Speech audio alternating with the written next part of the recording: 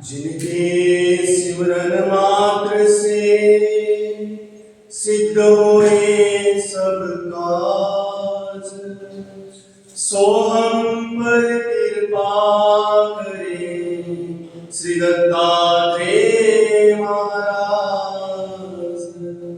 सो हम पर कृपा करे श्री दत्तात्रेय महाराज।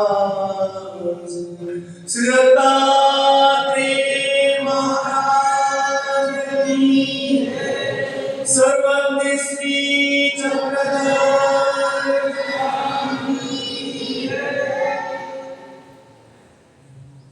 श्री दत्तात्रेय प्रभु जी के अवतार दिन के निमित्त से और पंचावतार महोत्सव के निमित्त से आज जो आयोजित की गई ज्ञान सभा, इस सभा के सभाध्यक्ष परम पूजनीय, परम आदरणीय, परम श्रद्धेय, प्रातः स्मरणीय आप सबके और मेरे हृदयस्थ श्री गुरुवर्य मामा जी, सभा में उपस्थित सभी संत महंत, तपस्विनी माता बहने और बाल गोपाल, आज दुग्ध शर्करा योग है। श्री दत्तात्रेय प्रभु जी का अवतार दिन और सातवें पंचावतार महोत्सव समर्पण का दिन है। अलग अलग प्रकार के समर्पण होते हैं। कभी हम देखते हैं यहाँ पे हम अपना तन मन धन समर्पित करते हैं, कभी दीक्षा का अवसर होता है तो उस समय हम अपना सर्वस्व समर्पित करते हैं। आज मात्र हम यहाँ पे अन्नदान के निमित्त से जो गोयल परिवार के जिन्हें पंचावतार अवसर रखा हुआ है, तो ये अन्नदान का समर्पण कर रहे हैं और हम सब अपना समय को स्वामी जी को समर्पण कर रहे हैं। समर्पण अलग अलग प्रकार के हैं। आज श्री दत्तात्रेय प्रभु जी का अवतार दिन है, जो कि हमारे महानुभव पंथ के आद्य गुरु हैं। ये जो गुरु परंपरा है, जो आज हम अपने से गुरुवर्य मामा जी से ज्ञान का दातृत्व प्राप्त कर रहे हैं, ये परंपरा श्री दत्तात्रेय प्रभु जी से चलती आ रही है। इसलिए उन्हें महानुभव पंथ के आद्य गुरु कहा जाता है और अन्य पंथों में सब उन्हें जगत गुरु कहते हैं। संपूर्ण विश्व के गुरु हैं वो, क्योंकि महानुभव पंथ में आद्य गुरु कहने का कारण आप सबको पता ही है कि जब श्री चक्रपाणी महाराज जी यात्रा को लेकर के यात्रा के साथ सिंहाद्री पर्वत पे जाते हैं और व्याघ्र वेश में श्री दत्तात्रेय प्रभु जी को निमित्त करके उन्होंने ज्ञान शक्ति का स्वीकार किया, उभय शक्ति स्वीकार करके पर शक्ति को आच्छादित करके अवर शक्ति के कार्य प्रकट किए। उस दिन से महानुभव पंथ के श्री दत्तात्रेय प्रभु जी आदि कारण हुए। श्री दत्तात्रेय प्रभु जी का अवतार एक विलक्षण अवतार है। बाकी के अवतार हमने देखा होगा कि वो ज्यादातर युग परंपरा के अनुसार चलते हैं, चाहे श्री कृष्ण भगवान जी हो, चाहे द्वारावती काल है, श्री गोविंद प्रभु जी है या हमारे स्वामी जी। किंचित विलक्षणता हर एक अवतार में होगी, लेकिन श्री दत्तात्रेय प्रभु जी की विलक्षणता है कि वो चारों युगों में ही विद्यमान अवतार है। ये श्री दत्तात्रेय प्रभु जी की विलक्षणता है। आज हम उनके अवतार दिन के निमित्त से यहाँ पे जो पंचावतार अवसर आयोजित किया गया है, समर्पण का विषय है, समर्पण का भाव है। समर्पण में स्वामी जी ने अन्नदान का बहुत महत्व बताया है, जबकि भारतीय प्राचीन परंपरा में सभी धर्मों में ही अन्नदान का महत्व है, लेकिन अन्नदान चाहे उत्तम कहा हुआ है, लेकिन समयोचित दान जो है वो सबसे उत्तम है। हम किस समय में कौन सा दान कर रहे हैं, इसका विशेष महत्व है। हर बार अन्नदान का ही महत्व होगा ऐसा नहीं है। अगर कोई ठंडी से पीड़ित है, अगर उसको कोई सर्दी लग रही है, आप उसको कहोगे मैं आपको भोजन दिलाऊंगा, नहीं। उस समय उसको स्वेटर चाहिए, उस समय उसको शॉल चाहिए, उस समय उसको ब्लैंकेट चाहिए। इसलिए उस समय उसका वो महत्व है। अगर कोई चोटग्रस्त हुआ है, उसका बहुत रक्त बह चुका है, उस समय आप उसको कहिए कि मेरे को तो पता है अन्नदान का महत्व स्वामी जी ने बताया, इसलिए मैं अन्नदान करूंगा नहीं। उस समय उसके लिए रक्तदान जरूरी है। अगर कोई विद्यार्थी है और उस विद्यार्थी के पास पढ़ने के लिए पुस्तक नहीं है, उस समय आप लोगों ने मैं तो भोजन ही दूंगा नहीं, उस समय जो है उसको पुस्तक दान देना ये महत्व की बात है। तो ऐसा होते हुए फिर स्वामी जी ने अन्नदान का ही महत्व क्यों बताया? जब भी हर एक दान अपने अपने समय पे समयोचित समय पे वही उचित है, ऐसा होते हुए भी फिर स्वामी जी ने अन्नदान का महत्व क्यों बताया?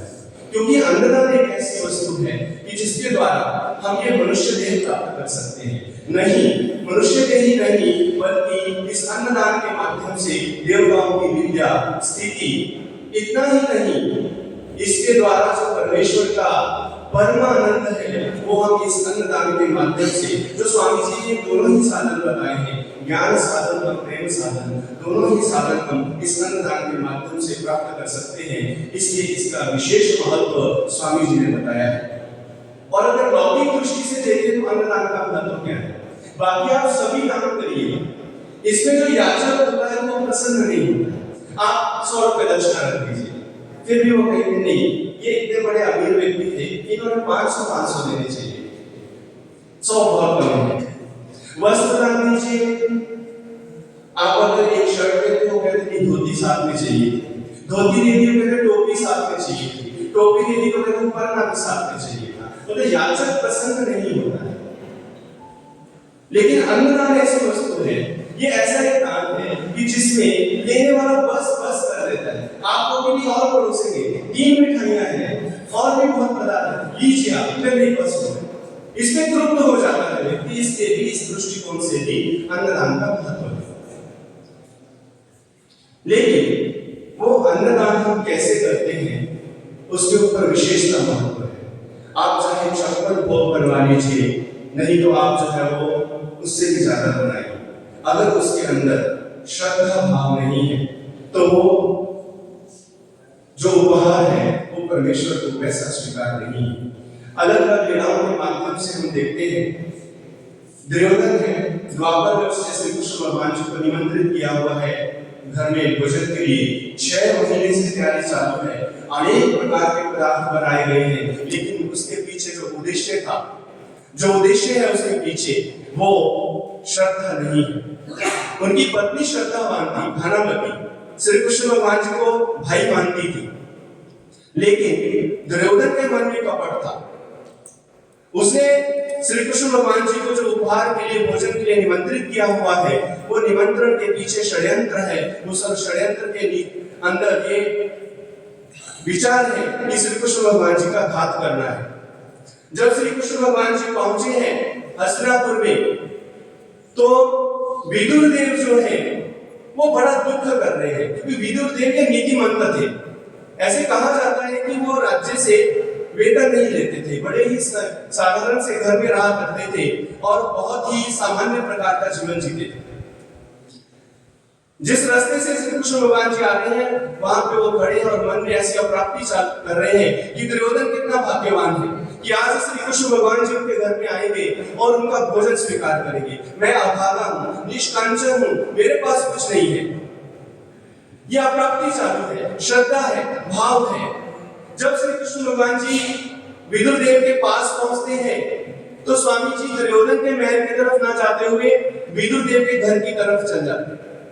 विदुर देव बड़े प्रसन्न होते हैं, इतने भाव विभोर हो जाते हैं कि उनका ध्यान नहीं है, उनकी धोती खुल चुकी है, वो बस यही है कि भगवान जी मेरे घर में आ रहे हैं। लोग कह रहे विदुर देव हो, धोती आपकी खुल गई है, वो कह रहे भगवान जी घर में आ रहे हैं, भगवान जी घर में आ रहे हैं। और आने के बाद उन्होंने खिलाया क्या है? साधारण सा भोजन, लेकिन वो भोजन भी स्वामी जी ने इतने प्रेम से खाया है क्योंकि श्रद्धा भाव है। दुर्योधन के इतने पकवान जो 6 महीने से तैयारी चल रही थी वो स्वामी जी ने स्वीकार नहीं किए। इसलिए कवि ने बोला है, सबसे ऊंची प्रेम सगाई, सबसे ऊंची प्रेम सगाई, दुर्योधन का मेवा त्याग्यो, दुर्योधन का मेवा सेवा त्याग्यो साधवी रे खाई सबसे ऊंची प्रेम सगाई सबसे ऊंची प्रेम सगाई। विदुर के घर में साग और रोटी खाई और फिर स्वामी जी दुर्योधन की महल की तरफ निकले। भानामती को बहुत नाराजगी हुई और भानामती स्वागत के लिए महल के बाहर खड़ी थी। श्री कृष्ण भगवान जी को कहती हैं कि आखिर वही काम किया है, तुम्हें सिर्फ पांडव और विदुर ही प्रिय है, हम प्रिय नहीं। अरे 6 महीने से आंखें थक गई हैं, जाके देखो क्या क्या तैयारी कर रखी है, क्या क्या पकवान बनाए हैं, और सुबह से इंतजार कर रही हूं दरवाजे पे खड़ी होकर के कि मेरा भाई आएगा, श्री कृष्ण भगवान आएंगे, और तुम विदुर के घर चले गए। श्री कृष्ण भगवान जी मुस्कुराए और कहते हैं भानामती तेरा भाव शुद्ध है, तेरे भाव के कारण ही मैं यहाँ तक आया हूँ, लेकिन दुर्योधन का भाव अच्छा नहीं है। वो कहते ऐसे कैसे हो सकता है, अरे उसी ने तो सारा नियोजन किया है। चल तेरे को दिखाता हूँ नियोजन क्या है। जब जाके दिखाया जो सिंहासन स्वामी जी के लिए बनाया हुआ था, उसके नीचे मंत्रोक्त शस्त्र जो है वो लगाए हुए थे ताकि श्री कृष्ण भगवान जी बैठे और बैठते सारे उनका घात हो जाए।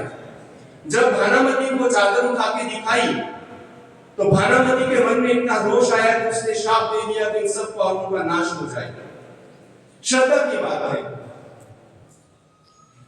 तृप्ति नहीं है कहीं भी, सिर्फ इस अन्नदान में तृप्ति है। बाकी आप कोई भी दान दे दीजिए, यहां तक कि फ्री भी वस्तु दे दीजिए, तब भी व्यक्ति को तृप्ति नहीं है। कोई एक ऑफ सीजन में छतरियां बेच रहे और एक ग्राहक गया वहां, उसने छतरी वाले को बोला छतरी कितने की? उसने कहा 100 रुपए की। नहीं, बड़ी महंगी।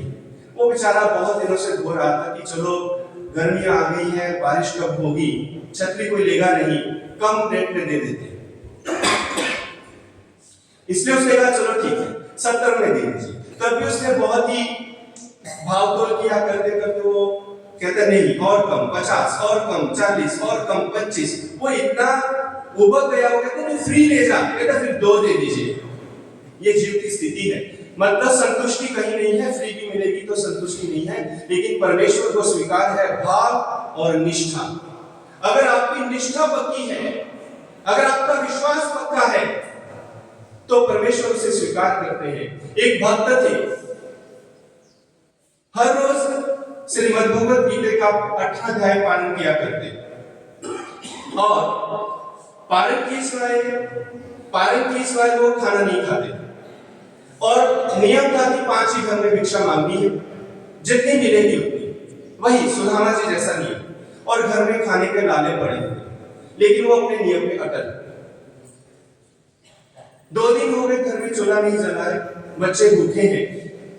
पत्नी ने झगड़ा किया कि ये क्या बात हुई कि 5 घर के सिवाय और भिक्षा नहीं मांगनी है, ऐसा कैसे हो सकता है। बहुत सा झगड़ा हुआ, वो थोड़े से उस वातावरण से चिंतित हो गए और बाहर जाकर के उन्होंने खेत में एक पेड़ के नीचे जाकर के बैठ करके अपना पारायण करना शुरू कर दिया। पारायण करते गए, करते करते वो पारायण चल रहा है, और चलते चलते वो श्रीमद् भगवद गीता के 9वें अध्याय में पहुंचे। 22वां श्लोक सामने आ गया। अनन्यस्य चिंतयो माम ये जना पर्युपासते तेषां नित्याभियुक्तानां योगक्षेमं वहाम्यहम्। विचलित हो गए थोड़े से कि नहीं, ये श्लोक श्री कृष्ण भगवान जी का नहीं हो सकता है। कारण अगर उनका श्लोक होता तो ब्रह्मवाणी है, सत्यवाणी है कि योगक्षेम का उन्होंने ठेका लिया हुआ है, उन्होंने जो है वो भक्तों का ये नियम लिया हुआ है कि मेरा भक्त कभी भी भूखा नहीं सोएगा। इसलिए ये वचन जो है श्री कृष्ण भगवान जी का नहीं है। इसलिए उस गीता जी के पास में कोयला पड़ा था, उस श्लोक के ऊपर लाइन लगा दी, ये श्लोक गीता जी का नहीं है, श्री कृष्ण भगवान जी का नहीं है, ये किसी ने अपना इसमें डाल दिया। भगवान जी ने देखा कि भक्त का विश्वास डगमगा गया है, इसलिए उन्होंने उसी समय एक सेठ का वेश धारण किया और उनके घर में नाना पकवान, विविध प्रकार के फल, विविध प्रकार की मिठाइयां, विविध प्रकार के भोजन लेकर उनके घर में पहुंचे और उनकी पत्नी को कहा कि मैं आपके पति देव का मित्र हूँ, बहुत सालों के बाद मैं इस गांव में आया और मित्र के घर जाते हुए खाली हाथ कैसे जाए, इसलिए ये उपहार लेके आया हूँ और ना नहीं करिएगा, इसलिए वो सारे उपहार रख दिए। उन्होंने पूछे तो क्या कहना है, कौन से मित्र आए थे, मेरे को जल्दी है, मैं जाना है। तो उन्होंने कह दिया कि जिसके आज आपने कोयले से रेश मारी थी वो वाले मित्र आए। श्री कृष्ण भगवान चले गए, वो अपना श्रीमद् भगवत गीता का पारायण पूरा करके घर पहुंचे। घर पूरा पकवानों से और उपहारों से भरा हुआ था। जब आकर के उन्होंने पूछा पत्नी से ये किसने दिया, उन्होंने कहा कि आपके मित्र आए थे। ऐसे कौन मित्र हैं जो इतने उपहार दें, मेरा कसम मित्र नहीं।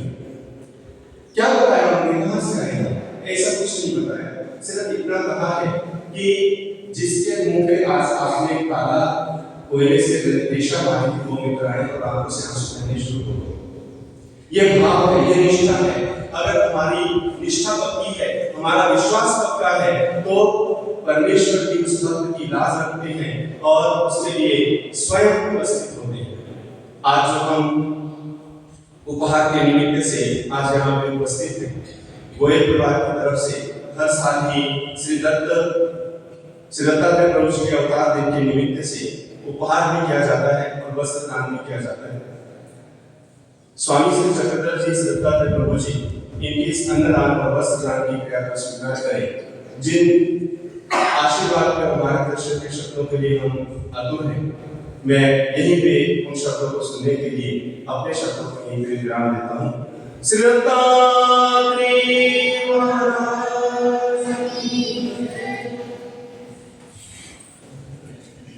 बहुत बहुत धन्यवाद श्री दादाजी अपने मूल्यवान विचारों को हम सभी के समक्ष प्रकट करने के लिए। इसके पश्चात हम सभी को जिस क्षण का इंतजार रहता है, गुरुवरी श्री मामा जी के मुखार विघ्न से अपने धर्म रूपी विचारों को सुनने का मैं करबद्ध होकर श्री मामा जी से निवेदन करूंगा कि वे अपने मधुर वाणी से हम सभी का मार्गदर्शन करें तथा अपने विचार पर आशीर्वाद से प्राप्त करें। धन्यवाद।